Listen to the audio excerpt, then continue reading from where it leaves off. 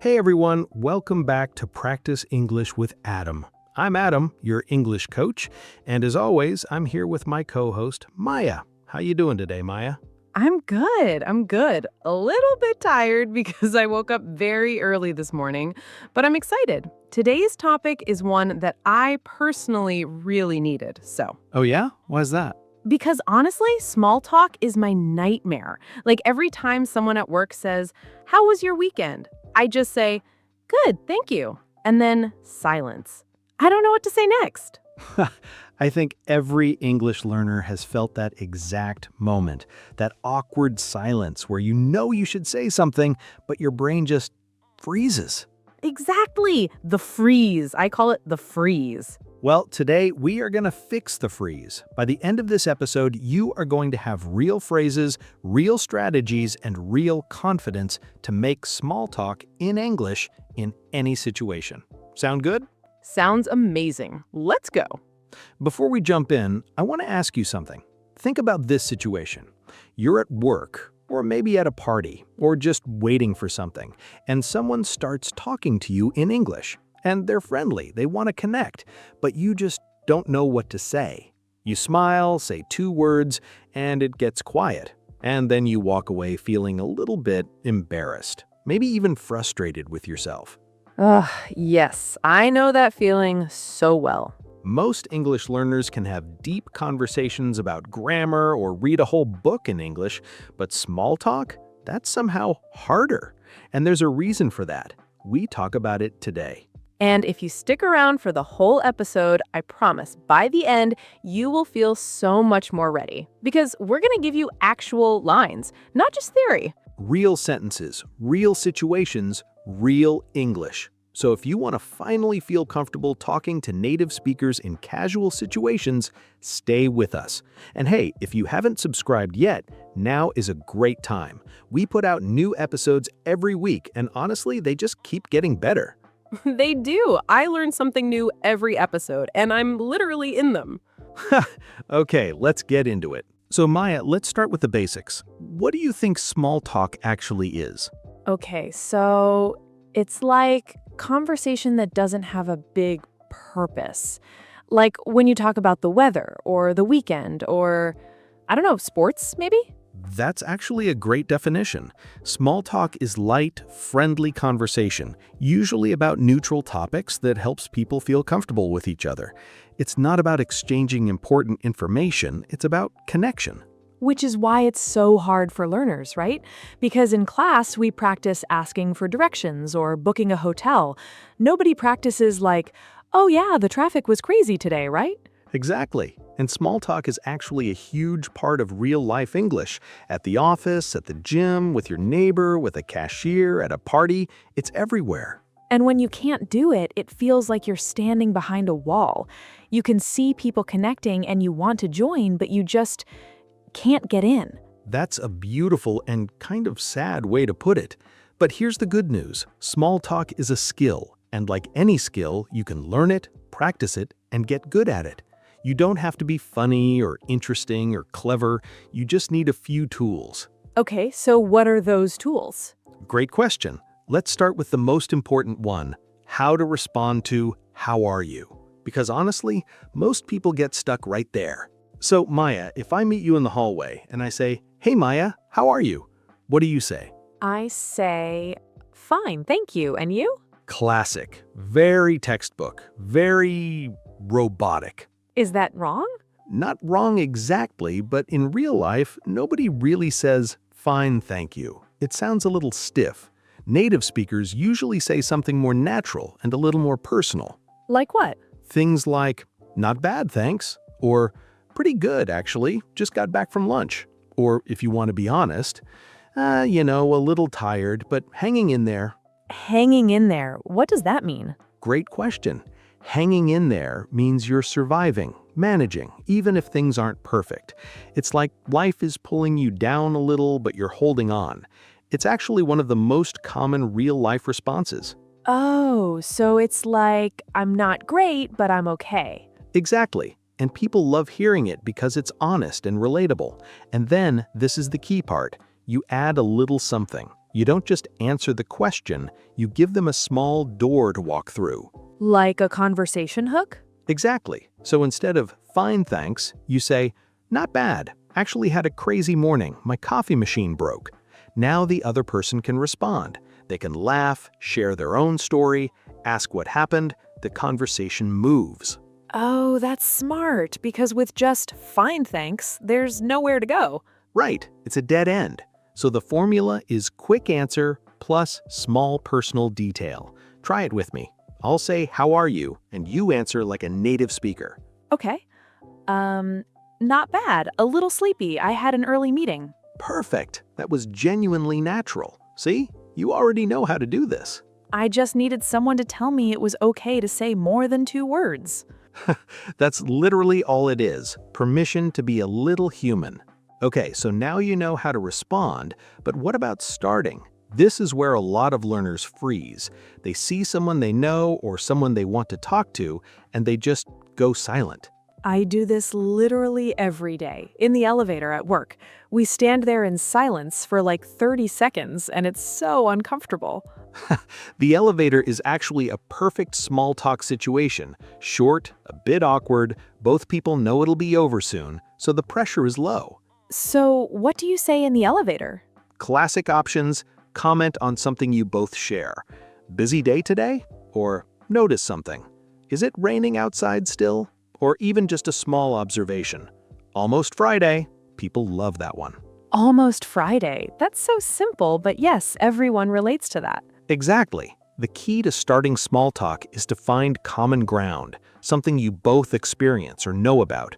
Weather is the ultimate example. Everyone deals with it, it's never offensive, and it always works. People make fun of talking about the weather, though. Like, oh, how boring, the weather again. True, weather talk gets a bad reputation, but honestly, it's a great opener because it's safe and universal. What matters is where you take it next. You mention the weather to open the door, then you walk through and talk about something more interesting.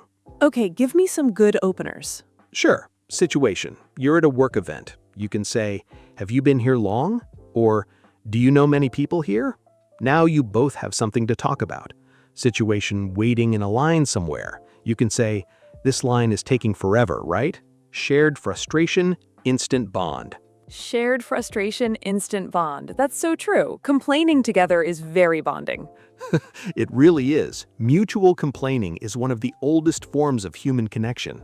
What about complimenting someone? Like, can you start with a compliment? Absolutely. A genuine compliment is a great opener. "I love your bag. Where did you get it?" Or, at work, "Hey, great job in that presentation, by the way." The key word is genuine. Don't force it. But if you notice something you actually like, say it. I always think compliments will be weird, but when someone compliments me, I love it. Everyone does. That's the thing. We overthink it. Most people are happy when someone is friendly. They're not judging your accent or your grammar. They're just happy someone talked to them. Okay, so you've started. The other person responded. Now what? A lot of learners get stuck here. They asked one question, got an answer, and now silence again. Yes, I always feel like I used my one chance and now it's gone. So the secret to keeping a conversation going is actually very simple. React plus ask or share. You never just accept information, you react to it. What do you mean by react? So if someone says, "I just got back from Italy," don't just say, "Oh, nice." That's another dead end. Instead, react. "No way, I've always wanted to go. How was it?" Or share. "Oh, amazing. I went years ago. I loved Rome." Now you have a real conversation. So you either ask a follow-up question or you connect it to your own experience. Exactly. And the reactions themselves matter. In English, we use a lot of what I call response fillers, short phrases that show you're listening and engaged. Like what? "Oh, really? No way. That's so cool. Wow, I didn't know that. Seriously? You're kidding." These little phrases keep the energy up and show the other person you care about what they're saying. I feel like I always just say really for everything. Which is fine, but you can vary it. And there's also a nice phrase, "Tell me more about that." It's simple, genuine, and it hands the conversation back to them. Tell me more about that. I like that. It sounds interested without being nosy. Exactly. And another secret weapon, echo questions. If someone says, I just started learning guitar, you say, oh, guitar, when did you start? You repeat the key word and add a question. It shows attention.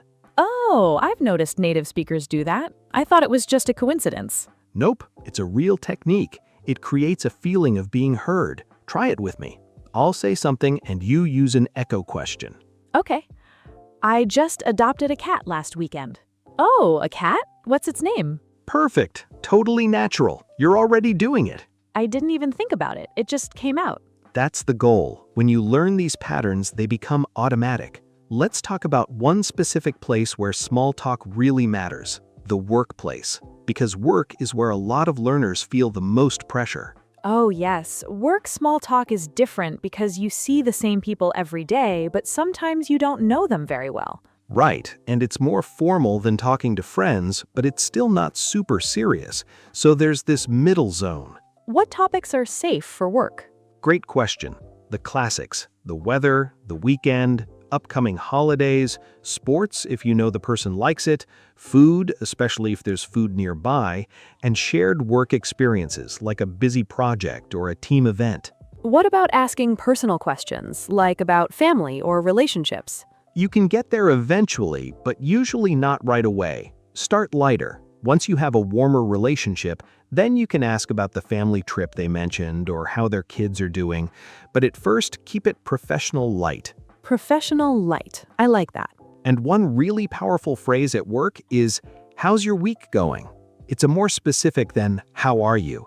And it invites a real answer. People will often tell you about something they're working on, and then boom, real conversation. I'm going to start saying that instead of how are you. It does feel more genuine. Totally. And another thing at work, notice what people are doing or have. If someone has a photo on their desk, a mug with something funny, a plant, those are all conversation starters. Oh, is that your dog? What's his name? Oh, I have a very unique mug and nobody has ever asked about it. I would love if someone did. See? People want to be noticed. They want to connect. You're not bothering them, you're giving them a gift. You're giving them a gift. I love that framing. And the last tip for small talk at work, remember what people tell you. If someone mentions their daughter's recital on Monday, ask about it on Wednesday. Hey, how did the recital go? That person will feel so seen. That's really thoughtful. It's not just about having phrases, it's about actually caring. Exactly. And genuinely caring, or at least seeming to, is the foundation of all good small talk. Okay, we've talked about starting and keeping conversations going, but what about ending them? Because sometimes small talk goes longer than expected and you need to leave without being rude. Oh, I always feel so awkward ending conversations. I just start walking away while still talking. Very relatable. The key is to give a signal that the conversation is wrapping up and then close with a warm line. What's a good signal? Something like, well, I should let you get back to it. Or, anyway, I don't want to keep you. These phrases basically tell the other person the conversation is almost over, no hard feelings. I don't want to keep you. That's so polite. You're saying goodbye, but in a nice way. Right. And then you close with something warm. It was great catching up. Or, good luck with the project. Or even just, have a great rest of your day. Have a great rest of your day. I hear this all the time, and it always makes me feel good. It's a lovely phrase, and if it's someone you want to talk to again, you can add, we should catch up properly sometime, or let's grab coffee sometime. Even if it never happens, it ends things on a positive note. Even if it never happens? Yes, sometimes people say it just to be friendly. It's a social courtesy. Now, in some cultures, that might feel dishonest, but in English-speaking cultures, it's understood as warmth, not a firm commitment. That's actually good to know. I used to wait for people to actually schedule the coffee. Cultural context matters so much. And hey, sometimes they do mean it, so always be open. Okay, let's do a quick practice scenario. Maya, imagine we're colleagues who don't know each other super well, and we just bumped into each other by the coffee machine on a Monday morning. Ready? Ready. Oh, hi, Adam. Rough Monday morning, right? You could say that. That traffic was no joke this morning. Did you have a rough commute too? Not too bad, actually. I take the train, but I was almost late because I forgot my badge at home, so I had to go back. Oh no, that's the worst, especially on a Monday. Well, at least you made it. How was your weekend? It was really nice, actually. I went to this new Italian restaurant downtown with some friends. Have you heard of La Piazza? No, I haven't, but I love Italian food. Was it good? It was amazing. They have this pasta dish. I can't even describe it. It was just perfect. You should definitely go. Okay, now I'm hungry and it's only 9 a.m. I'm adding it to my list for sure. Well, I should let you get back to your coffee before it gets cold. Yes. Good luck with the week, Adam. You too, and let me know how that pasta place is next time you go. And scene. See how natural that was? We used rough Monday, we shared a small personal story, we used a follow-up question, and we closed warmly. No grammar lesson, just real conversation. And I barely had to think about it. It just flowed. That's what practice does. The more you do it, the more automatic it becomes. All right, we're wrapping up today's episode, and honestly, I feel like we covered so much ground. We really did. I feel like I have an actual toolkit now, not just vague advice, but like real things to say. That's always the goal. So here's what I want you to do this week. Pick one small talk situation in your life, the elevator, the coffee machine, a shop, and try one new phrase from today. Just one, that's all. And honestly, even if it feels awkward at first, that's okay. Awkward means you're growing. Perfectly said. And if you want more practice, which I strongly recommend, comment below and tell us which part of small talk is hardest for you. Starting, keeping it going, ending. We read every comment and we'd love to know. Also, if this episode helped you, please give it a like. It genuinely helps more people find the channel. And if you haven't subscribed yet, please do. We post every week and every episode is designed to help you speak more natural, confident English. Next week, we're talking about something that every learner struggles with, filler words. Like well, I mean, how native speakers use them and how you can too. It's going to be a great one. I use filler words wrong all the time, so I'm very excited for that episode personally. Same. All right, everyone, thank you so much for watching. Keep practicing, keep showing up, and we'll see you next week. Bye, everyone. Have a great rest of your day. See what she did there? Nice closer, Maya. I'm learning from the best.